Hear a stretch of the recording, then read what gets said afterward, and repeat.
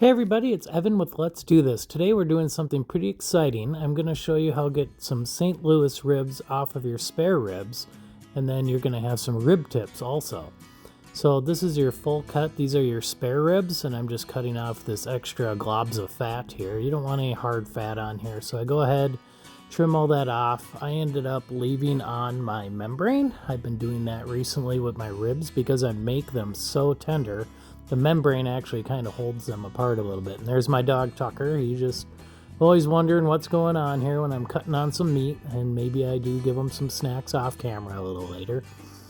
So we'll just make sure to get these heavy fat chunks off there. That's going to be nasty. You don't want to cook that up at all. So always a good idea to just trim up your ribs, take off any of this hard stuff. I'm a big fan of the 3-2-1 rib method, where you smoke them for 3 hours, you put them in the oven wrapped for 2 hours, and then you let them rest for an hour. That's just been what works well for me. It's pretty much what I do every time now. If I'm going to oven bake my ribs, I tend to submerge them in water with some liquid smoke, cook them at 350 for 4 or 5 hours. Sometimes less, depends on how many racks of ribs I do. If I just do one, it's probably more like 2 hours at that temperature. Internal temp is going to tell you everything you need to know. So there's your line that you can see. You look at the tip of the ribs. So at the very top, you're going to see that line almost kind of telling you right where to cut, or the top of the ribs. And that's going to separate your St. Louis ribs from your rib tips. And your knife should glide through. You shouldn't meet much resistance when you're cutting these because there isn't anything in the way. It's just all tissue. That's where you cut right along that line here. And St. Louis ribs are there on the left, and you got your rib tips on the right. And there you go. That's how easy it is to separate. And I always go ahead and do mine in portions. 3-4 ribs a section. They're just easier to handle that way. They end up getting more tender, and you can fit them in a pan easier if you're ever going to do that. Or when you wrap them up, it doesn't take as much tin foil, I find. And then these rib tips, you can kind of find the in between the bones. You can break them apart a little bit.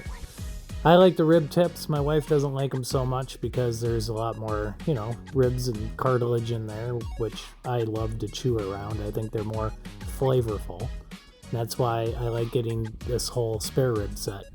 Go ahead and I use some prime rib rub. I figured I had some left over from Christmas, and what the heck, give it a try on some ribs, and it ended up turning out really good. I think I'm going to start using that Traeger prime rib rub on my ribs all the time. They were delicious. So you want to put a lot on there. Be liberal with your rub, and I cover them for a few hours.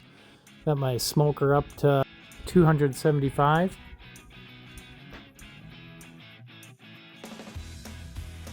Throwing the ribs in there. I leave them in for, again, 3 hours. Keep checking on them. If the internal temp gets too high, it's a good time to pull them out and wrap them. Get some space separation in there because you want the smoke to be able to get all around the ribs. So if you don't want them touching. And what I've been doing on my Masterbuilt grill is always putting a pan underneath to catch the fat, because I've been having some flare-ups if I get it really hot to do a pizza or something. And to avoid that, I always just catch my dripping. So basically I always use the top 2 racks now. I don't even use the bottom rack anymore, so I just keep my griddle piece in there. Put some barbecue sauce on there, wrap them up good, and that's how I throw them in the oven on a pan. I go ahead and do them individually like that. Like I said, for me, it's a lot easier to manage. A little backwards camera magic for you. Just kidding. Go ahead and put that sauce on. And you can do butter, brown sugar. I've seen people do that before. And yep, throw them in the oven at 350 till they're around 200, 201. So this is the big reveal after letting them rest for an hour. Take a look at these. So good.